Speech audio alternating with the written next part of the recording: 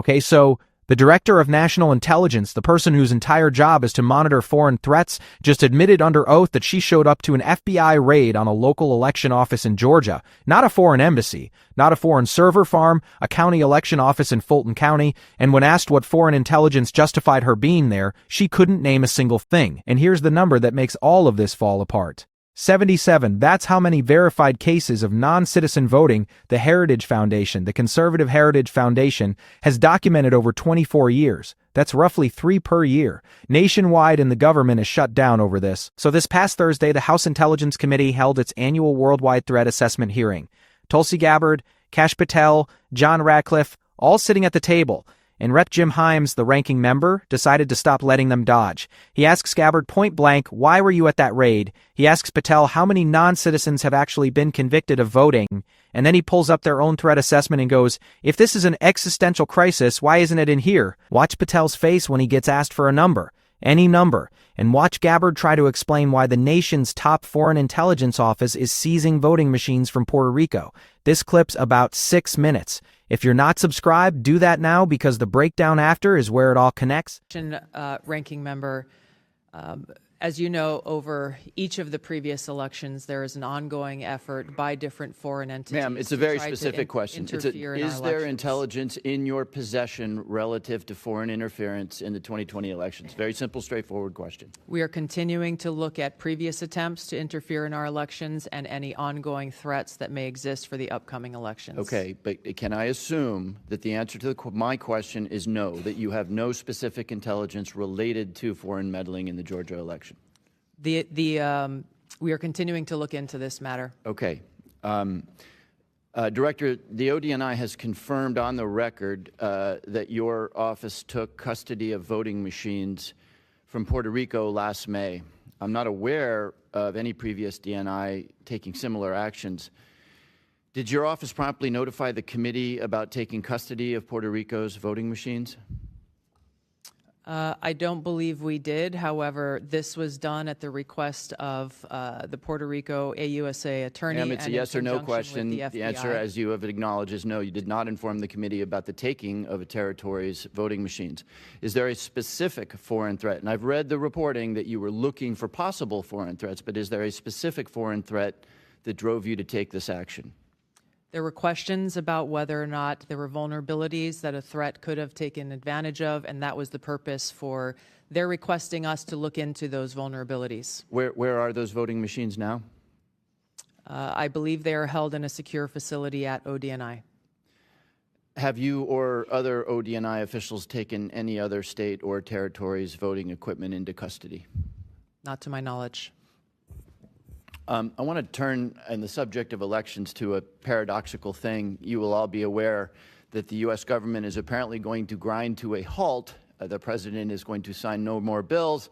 The Senate will spend 2 weeks apparently debating the SAVE Act. The SAVE Act, of course, would make illegal foreigners voting in U.S. elections, which is already illegal. So we are to do no more business because of apparently the existential threat to our democracy associated with foreigners voting in our elections. I am therefore puzzled by the fact that neither the unclassified nor the classified threat assessment makes any reference to risk or danger associated with foreigners voting in our elections. Director Patel, how many non-citizens have been convicted of voting in U.S. elections in the last 10 years? The conviction stats are with the Department of Justice. I defer to them on that. You are the director of the FBI. Give me a guess. How many convictions in the last 1 year, 5 year, or 10 years? Ballpark. I don't have that with me, sir. Again, it's with the department. You don't have that with, okay. Director Patel, how many active investigations does the FBI have into foreign individuals voting in U.S. elections? We have a number of investigations, generally speaking, ongoing about individuals across the country. Yeah, I'm asking for that number. I don't have that number with me, but I have a number of them. You have a number of investigations. Okay, is that number 10,000? Is it closer to 10,000 or closer to 10? It's probably somewhere in between. Okay. Will you please provide the committee with that number? Yes, sir. Okay. Director Patel, since you don't have the numbers, Would it surprise you to know that the Heritage Foundation, which is not exactly the Columbia University Faculty Lounge, found only 77 instances of non-citizen voting in the 24 years between 1999 and 2023, each of which faced investigation by the appropriate authorities. So Heritage has a number of 77 examples in 24 years. Does that number surprise you? No, because it's low. I don't understand your answer. You asked me if I was Are you surprised by that disputing? number. Are you I'm not. disputing that the number is in the range of 77 examples of non-U.S. citizens voting in U.S. elections in a 24-year period? I just said that number's low. You think that number is low? Okay. So why, if this is a meaningful issue, do we have no, and I guess I direct this to Director Gabbard, why is there no mention of this thing that will grind the American government to a halt for a 2-week period in the worldwide threats analysis? This annual threat assessment was shaped around the national security strategy's prioritization of threats to our nation and our nation's interests. There are multiple platforms and venues where there have been and there will be reporting on threats to our foreign threats to our elections. Yield back. All right, so let's talk about what you just watched, because that was not a normal congressional hearing. That was a ranking member systematically dismantling the entire justification for a government shutdown in about 5 minutes flat. Let's start with Gabbard at that Fulton County raid. The Director of National Intelligence is a foreign intelligence position. That's the job. You oversee 16 intelligence agencies that monitor threats from other countries. You do not show up to a local election office in Georgia to watch the FBI seize ballots from 2020. A former DNI under Obama, Admiral Dennis Blair, said publicly he had no idea what she was doing there.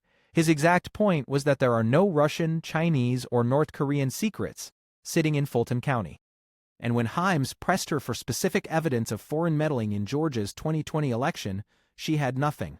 Zero. That is the nation's top intelligence official at a domestic raid with no foreign intelligence justification in a county that just happens to be the center of Trump's election fraud claims. Think about that for a second. And then Himes hits her with Puerto Rico, because it turns out the ODNI, her office, took custody of voting machines from Puerto Rico last May, seized them. They're sitting in a secure ODNI facility right now for forensic examination. And here's the part that should make your jaw drop. She admitted the committee was never notified. The Congressional Oversight Committee, the people whose literal constitutional job it is to oversee her office, didn't know. She says it was done at the request of a local attorney in conjunction with the FBI, but no one can point to an actual foreign threat that justified it. The original theory was that Venezuela hacked the machines. According to Reuters, that probe produced no clear evidence of Venezuelan interference. So why is the nation's top foreign intelligence office playing election auditor for a U.S. territory? That is not a rhetorical question. I genuinely want someone to answer it. Now here's where Kash Patel completely falls apart, because Himes turns to the FBI director and asks the simplest possible question. How many non-citizens have been convicted of voter fraud? Not allegations, not investigations, convictions. And Patel can't give a number. He defers to the DOJ. The FBI director, the man running the bureau, cannot produce a single data point to support the claim that non-citizen voting is a crisis. Meanwhile, his own agency has been opening thousands of new investigations nationwide into this exact issue. So you have the resources, the manpower, and the political will to investigate, but you don't have a single number to show for it. That's not law enforcement. That's a fishing expedition with a badge. And here's the math that Himes dropped that nobody in that room could touch. The Heritage Foundation, the most prominent conservative think tank in America, the architects of Project 2025, they maintain an election fraud database. It is their project, their data. And according to a bipartisan policy center analysis of that database, there have been 77 verified instances of non-citizens voting in the United States between 1999 and 2023, 77. Over 24 years, that averages out to about 3 per year across the entire country. 3. And this is the existential threat that justifies shutting down the Department of Homeland Security for over a month. We're on day 30 plus of a government shutdown. TSA workers aren't getting paid during spring break travel, and the entire justification is 3 illegal votes per year, according to the conservative movement's own numbers. And the SAVE Act, let's talk about that for a second. This is the bill the administration says it won't move forward without. It would require documentary proof of citizenship, a passport, or a birth certificate just to register to vote in federal elections. Sounds simple enough until you realize that, according to the Brennan Center, roughly 11% of American citizens don't have a government-issued photo ID, and a significant chunk of eligible voters don't have immediate access to their birth certificate or passport. So the bill that's supposedly protecting elections from non-citizens would actually make it harder for millions of actual citizens to vote. That's not election security, that's voter suppression dressed up in a flag. But the real knockout punch, the one that should have ended every argument in that room, came at the very end. HUMILIATES pulls up the intelligence community's own worldwide threat assessment. This is the official document, the annual report where every intelligence agency in the country identifies the most serious threats facing the United States. Foreign adversaries, cyber attacks, terrorism, nuclear proliferation, all of it. And you know what's not in there? Non-citizen voting. It's not mentioned. Not once. Not a footnote. Not a sidebar. Nothing. So HUMILIATES asks Gabbard directly if non-citizen voting is an existential threat to the republic, if it's serious enough to shut down the government, if it's urgent enough to send the FBI on thousands of new investigations, why didn't your own intelligence analysts consider it dangerous enough to include in the threat assessment?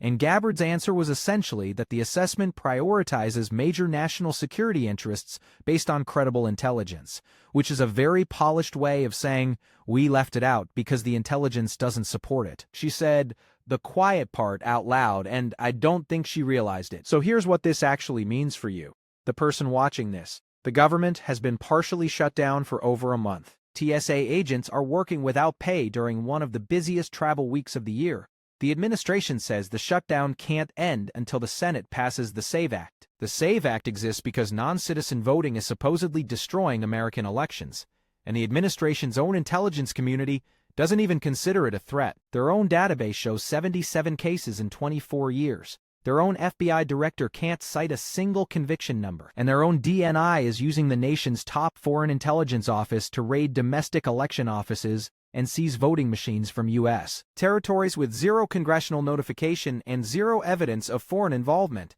This isn't about election security. It never was. It's about building a narrative that justifies making it harder for people to vote while simultaneously weaponizing intelligence agencies for domestic political purposes. That's not a conspiracy theory. That's what happened in that hearing room on Thursday. And it's on video. So here's your line. If someone brings up non-citizen voting, here's what you tell them. The Heritage Foundation's own data shows 77 cases in 24 years. The FBI director couldn't name a number under oath. The intelligence community's own threat assessment doesn't mention it. And the director of national intelligence is showing up to domestic election raids and seizing voting machines from Puerto Rico without telling Congress. That's not protecting elections. That's manufacturing a crisis to justify a power grab. Full stop. And one more thing. While all of this theater is happening, while the government is shut down over 3 illegal votes a year, there's an actual war going on with Iran, actual cybersecurity threats, actual foreign adversaries doing actual things. And the people who are supposed to be focused on those threats are instead playing election police in Georgia and Puerto Rico. That's not just incompetence. That's a choice.